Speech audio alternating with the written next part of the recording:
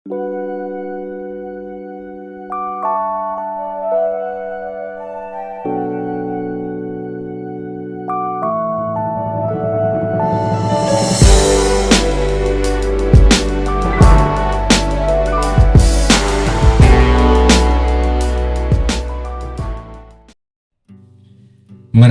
sudah sampai di depan gerbang awan hijau. Saat di sini, berita kesedihan pun mulai tersirat tentang situasi yang dialami Hofeng dan Sohei. Tapi sebelum melanjutkan apa masalah mereka, ada Huyan. Sepertinya ia ingin berniat jahat kepada Suyu dan kedua sahabatnya itu. Tapi ucapan Huyan terdengar langsung oleh Monkey, sehingga Huyan perlahan mengendurkan angannya tersebut. Monkey yang memiliki kekuatan di atas rata-rata, tentunya ia juga mengetahui situasi yang dialami Sohei dan Hofeng. Ya benar, Monkey merasakan ada aura kenaikan level yang dialami mereka berdua. Menurut Zhongju, itu adalah hal lumrah bagi setiap makhluk hidup maupun iblis dan semacamnya. Sampai sini masih belum diketahui coy, alasan kenapa Sohei dan Hofeng harus meninggalkan tempat ini demi menaikkan level bela dirinya. Bisa jadi tempat ini bukanlah tempatnya untuk berkultivasi, sehingga kedua sahabat Suyu pun memutuskan untuk meninggal alam Niang. Dan tak tahu kemana mereka pergi. 谁想到在极地韩愈整整走了3年多，现在看来是没时间了，会再迟半天。大哥，这尼阳境危机四伏，诡异难测。要是青云路太危险，看着就不是什么好地方，不知道又会出什么意外。 Terlihat raut wajah kesedihan Suyu yang ia rasakan setelah melepas kedua sahabatnya ini pergi coy. Kini satu persatu Suyu harus berpisah dengan orang-orang tersayang. Ada ayah dan keluarganya, Paman Lan, dan Li pujian hatinya. Dan terakhir kedua sahabatnya, yakni Hofeng dan Sohei. 可下一级功法到底是什么？丽儿也走了，现在狒狒和小黑也走了。 只有我一个人，我、风伯伯、大哥、二哥，他们经常不在我身边。 Sementara yang lainnya tepat berada di pusaran cahaya hijau. Di depannya ada batu prasasti yang dimana tertulis hanya boleh masuk satu untuk menentukan nasibnya. Atau jika diartikan secara halus lagi, tidak boleh masuk bersamaan alias lebih dari satu orang. Jika tak kuat mental, maka ganjarannya adalah sebuah kematian. Sepertinya akan banyak korban berjatuhan saat di sini coy. Seperti yang dituliskan di atas batu tadi, Monkey pun menawarkan siapa yang ingin masuk duluan alias menjadi orang pertama dengan iming-iming yang pertama pasti akan memiliki keuntungan lebih banyak. Huyan yang terobsesi ingin masuk duluan, namun ia dicegat oleh Dojong dan Aofeng untuk tidak melakukan hal gegabah. Sebab mereka semua tidak tahu seberapa mengerikan di dalam sana ya kan. Setelah melalui bermacam diskusi, akhirnya mereka pun memutuskan setiap paksi atau kelompok mengirim satu orang untuk masuk secara berputar. Oke, apa bisa dipahami coy? Nah, jadi begini, setiap kelompok bergantian mengirimkan satu secara berurutan. Dimulai dari yang kekuatannya di bawah sampai ke atas. Oke, genjot.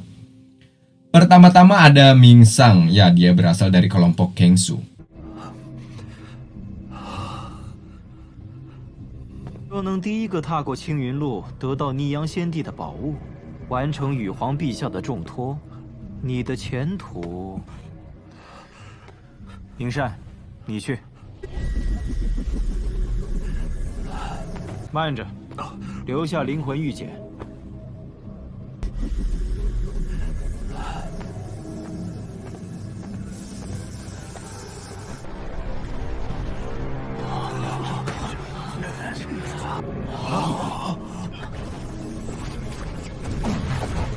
Sial, kekuatan Ming Sang rupanya tak sebanding dengan kekuatan yang ada di dalam pusaran cahaya hijau. Kemudian selanjutnya dari ras iblis, Dojong memerintahkan Woseng untuk masuk ke dalam. Ya, Woseng juga harus mati.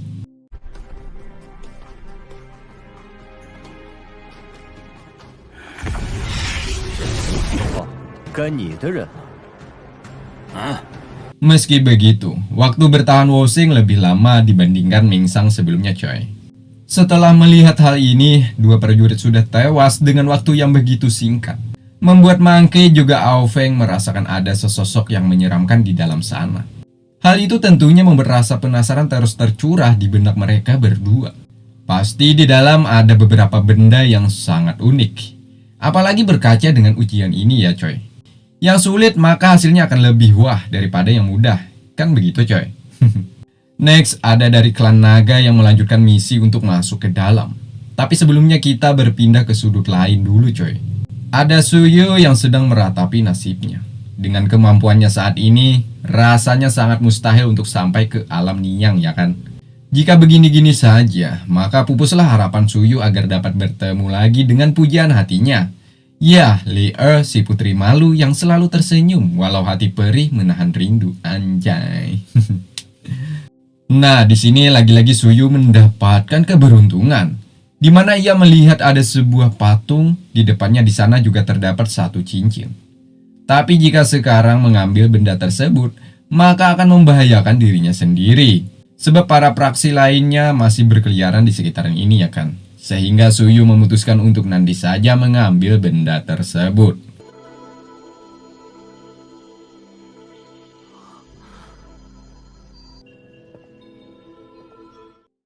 Lalu Suyu bergabung dengan mereka semua. Nah, di sini Suyu melihat betapa mengerikan cahaya awan hijau. Ya, di mana satu persatu nyawa berjatuhan. Hal itu sudah cukup menggambarkan bahwa mereka tidak layak untuk berada di alam Niang.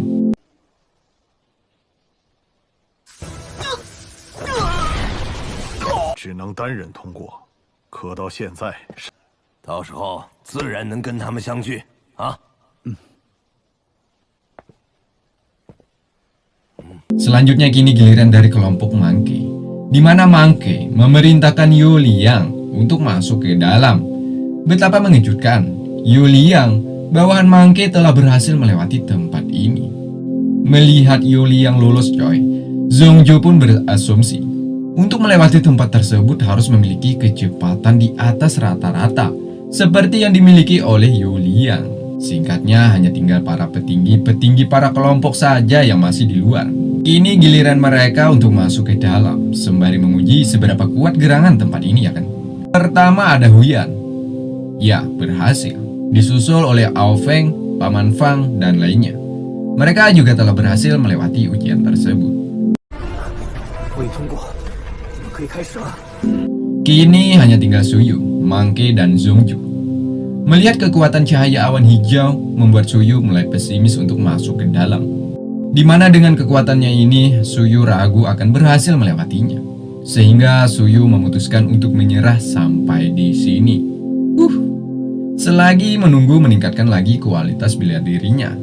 Nah, keputusan yang diambil Suyu mendapatkan respon yang baik dari kedua orang ini. Jalan yang dipilihnya adalah jalan terbaik, coy.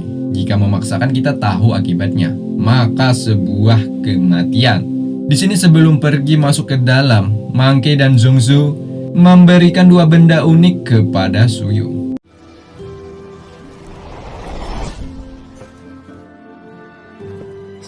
宗俊说的对，青羽小兄弟，我也还没谢你带我入泥阳境呢。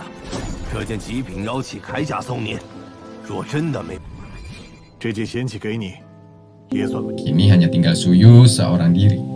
Ia penasaran dengan cincin yang ada di tangan patung tadi. Ternyata cincin ini sama persis dengan cincin yang ia dapati di gerbang peri sebelumnya. Karena dapat menggabungkan kedua cincin tersebut, lantas saja membuat seseorang keluar, coy. Entah siapa orang ini, namun menurut saya dialah Immortal Niang. Di sini orang itu mengucapkan selamat karena Suyu salah satu orang yang beruntung dapat menggabungkan kedua cincin. Katanya jika berhasil menggabungkan kedua cincin tersebut, maka Suyu dipercaya akan dapat menguasai beberapa teknik baru. Selain itu juga dapat meningkatkan lagi kekuatan yang ada pada dalam dirinya, seperti kekuatan api langit, kekuatan panas dan dingin, dan masih banyak lagi keunggulannya, coy. Suyu tanpa ada keraguan langsung mencoba efek pemberian sang Immortal tadi. 其热其寒，威力巨大。